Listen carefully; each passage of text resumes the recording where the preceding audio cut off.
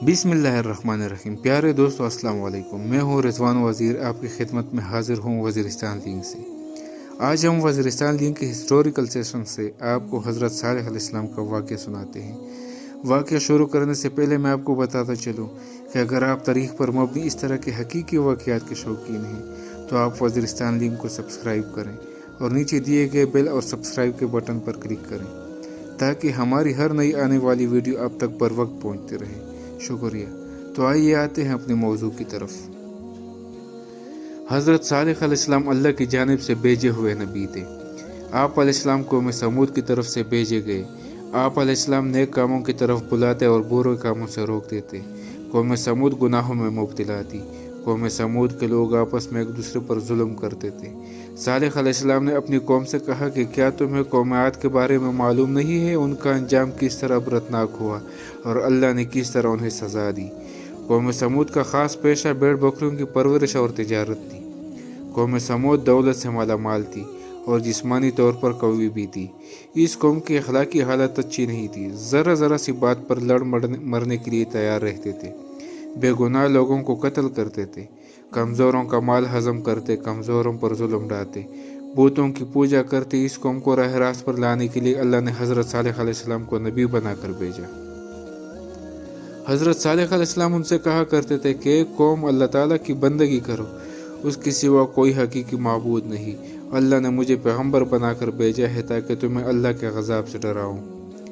लोग उनसे कहते, हमारे पास दौलत भी है, क़ुव्वत भी है और इज़्ज़त भी है। अगर अल्लाह को नबी बनाना मंजूर होता तो हम जैसों को नबी बनाता।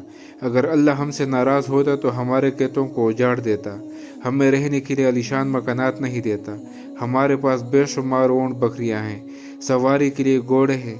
ये इस बात की दलील है कि हमारे बुत हमसे बहुत खुश हैं, इसलिए हम उनकी परस्तश करते हैं। हम ये बात बर्दाश्त नहीं कर सकते कि तुम हमारे माबूदों को बुरा भला कहो, हमें उनकी परस्तश से रोको।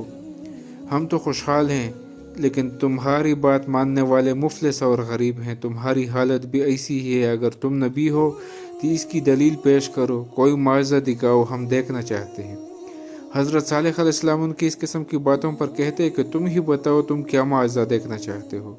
फिर काफिर आपस में मशवरा करने लगे कौन सी किस किस्म का मुआवजा तलब करना चाहिए। फिर सब ने इत्तेफाक राय से कहा कि तुम इन पत्थरों से एक ऊँटनी पैदा करो और ऊँटनी भी ऐसी हो कि वो साथ साथ बच्चे भी दे और हम उसका दूध भी पिए।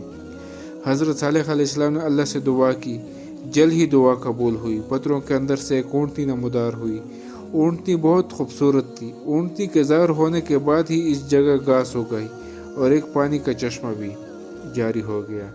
ऊँटनी ने घास खाई, चश्मा से पानी पिया, इसी साथ के अंदर बच्चा भी जना। ऊँटनी दूध भी देने लगी। काफिरों ने जो मुआवजा तलब किया था सब पूरा हुआ। फिर हज़रत सालेह अलैहिस्सलाम ने अपनी कौम से कहा कि तुम लोग जो चाहते थे अल्लाह ने पूरा कर दिखाया, क्या तुम अब भी अपनी ज़िद पर अड़े रहोगे। काफिरों ने कहा कि हम ईमान नहीं लाएंगे, ना आप अलैहिस्सलाम की बातों पर अमल करेंगे। काफिर ऊँटनी को तंग करने लगे। ऊँटनी जब प्यास से तड़पती और कुएं के पास जाती तो उसे पानी पीने नहीं देते। बाद में ऊँटनी को मारने लगे। उसका चलना फिरना दो बर कर दिया था और अजियत के मारे कराहती रही, लेकिन काफिरों को रहम नहीं आता। हज़रत सालेह अलैहिस्सलाम उनसे कहते, ऊँटनी को अजियत ना पहुँचाओ, इसे चरने दो, जहाँ जाना चाहती है जाने दो। वह अगर पानी पीना चाहे तो उसे प्यासा ना रखो। एक दिन ऊँटनी चश्मे से पानी पिएगी, दूसरी रोज़ तुम और तुम्हारे जानवर पिएंगे। उसके रोज़ाना के मामूल में कोई फ़र्क न आने दो। तुम अल्लाह से डरो और उसकी इबादत करो। तुम जो कुछ खाते पीते हो वो सब कुछ अल्लाह ही देता है। ये सब कुछ उसका करम है। तुम्हारे बुत तुम्हारे कोई काम नहीं आते। कौम समूद बाज ना आई, ना हज़रत सालेह अलैहिस्सलाम की बातों पर अमल किया। एक रोज़ अचानक हज़रत सालेह अलैहिस्सलाम की ऊँटनी को कत्ल कर दिया।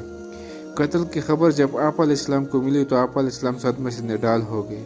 आप अलैहिस्सलाम की आंखों से आंसू जारी हो गए। फिर आप अलैहिस्सलाम ने अपनी कौम से फरमाया, अनकरीब तुम पर अल्लाह का गज़ाब आने वाला है, तुम इस गज़ाब से ना बच सकोगे। इसके बाद ही आसमान पर बादल गरजने लगे। फिर बिजली चमकी। इस कड़क और गरज की आवाज़ से पूरी कौम हलाक हो गई। जो लोग आप अलैहिस्सलाम पर ईमान लाए थे अल्लाह ने उन्हें बचा लिया। जो लोग इस तबाही से बच गए वो अरब के मुख्तलिफ इलाकों में आबाद हो गए। قوم سمود کی تباہی اور بربادی کا اثر حجاز اور شام کے درمیان سامان عبرت کے نشان چھوڑ گئے۔ غزوہ تبوک کے بعد جب اسلامی لشکر تباہ شدہ آبادی سے گزر رہا تھا تو انہیں پانی کی ضرورت پڑ گئی۔ وہاں پانی کا ایک کنواں دیکھ کر لشکر نے آٹا گوندنے کے لیے پانی لیا تو حضرت صلی اللہ علیہ وسلم نے فرمایا کہ جس بستی میں اللہ نے اپنا عذاب نازل کیا اس جگہ کی کوئی چیز استعمال نہ کرو۔ تو جناب یہاں تک تھی ہماری ویڈیو۔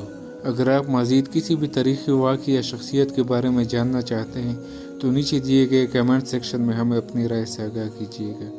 ہمیں سننے اور دیکھنے کا شکریہ۔ اللہ آپ کو اپنے حفظ و امان میں رکھے۔ والسلام۔